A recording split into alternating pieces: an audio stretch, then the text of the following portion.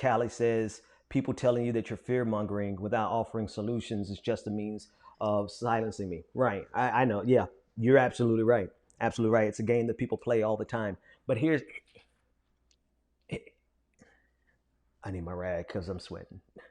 Here's the deal, folks. I sound like Joe Biden. Here's the deal, Jack. Nobody with a modicum of decency and integrity can look at what we saw tonight and think that we're safe and think that America is safe in the hands of Donald Trump. My only there were a couple of points of disappointment with Joe Biden, but the one that matters the most to me, all of them are small details. The one that matters to me is that he didn't, in my opinion, push back enough on this game that Donald Trump is playing, saying that, oh, if you were president, 2 million people would have died from COVID-19. Well, shit, we could play that game if anybody was president, 10 million people, but no, 200,000 real lives are dead because of Donald Trump. Period. End of discussion. There's no way to equivocate around that. There's no way to weasel your way around that, Donald Trump. You are responsible for the deaths of 200,000 Americans. You did that. Let me. Deborah says that he would totally ruin the country from Facebook. Let's see. I mean, a lot of folks on Facebook tonight. Hey, Facebook. Appreciate y'all hanging out.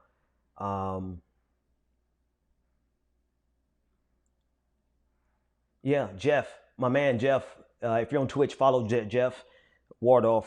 Wherever you is, that's my dude. But he's right. Trump giving a shout out to the Proud Boys, telling them to stand by.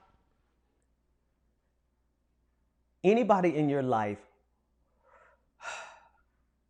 who thinks this is a game, who laughs at the Schadenfreude, at the sheer freak show nature of it, who gets a sense of giddiness because it was a crap show, who would draw a false equivalence between Joe Biden and Donald Trump. Anybody in your life who's prevaricating around this, anyone who's not serious about getting this man out of office is not a friend of yours.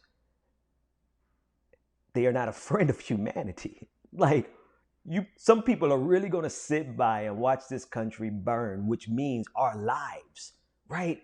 You know, these fantasies of revolution, not even fantasies, these ideations of revolution, I get it. Because electing Joe Biden isn't going to fix our problems. But letting Donald Trump remain in power is certainly going to exacerbate them to the nth degree. And you cannot watch this tonight and not come away with that conclusion. It's impossible. But for some people, this is a game. I've got small children. Many of you have small children.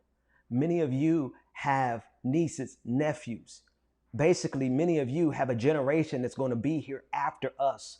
So while this is fun and games for some people in our generation, it literally is a matter of life and death for our children. A matter of stability. A matter of living to fight another day. Okay? So anybody who thinks this is God forgive me. Anybody who thinks this is an effing game, they're not serious. They're chaos agents. And it's time for us to really draw a line in the sand. I'm the last person that you would hear saying, go Joe Biden, go. But after tonight, run, Joe, run. Do the damn thing. Win. Be victorious. Team Joe, you got to take this monster out. Now, there's a lot of consideration. A lot of people saying that this will be the last debate because of how absurd it was. I don't know. I don't know if that's a good strategy. I really want to know what you think. Do you think that they should debate more after this? Because while it was a wreck, while it was a sideshow, while it was completely asinine, I noticed something that was really, really useful here.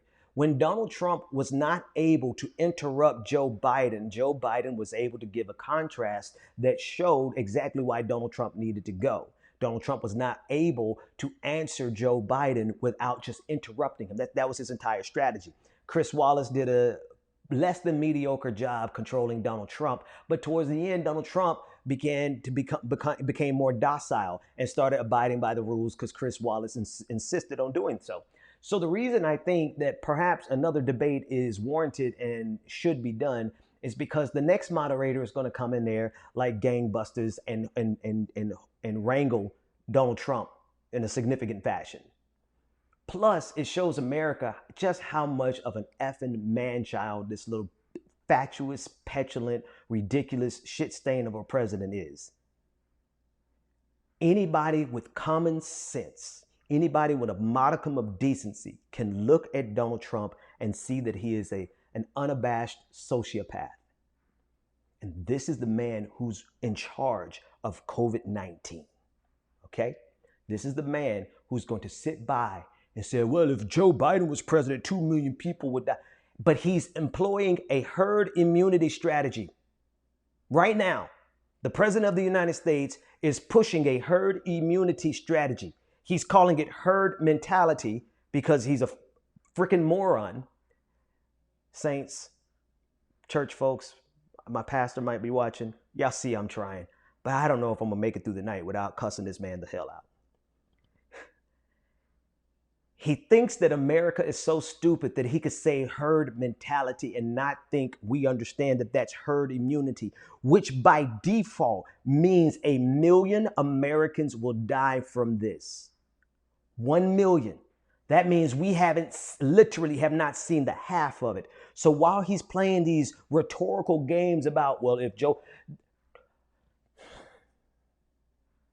Biden was president, 2 million would be dead. Yeah, well, if Fred Flintstone was president, 5 million would be dead, you moron. And it's that type of ridiculous, asinine, childlike logic, infantile logic that plays well with his base. Oh, yeah, they're like brain dead zombies who are just excited to see him out there acting like a complete moron. This is the Republican Party. Oh, Donald Trump, oh, he slammed down. You stupid.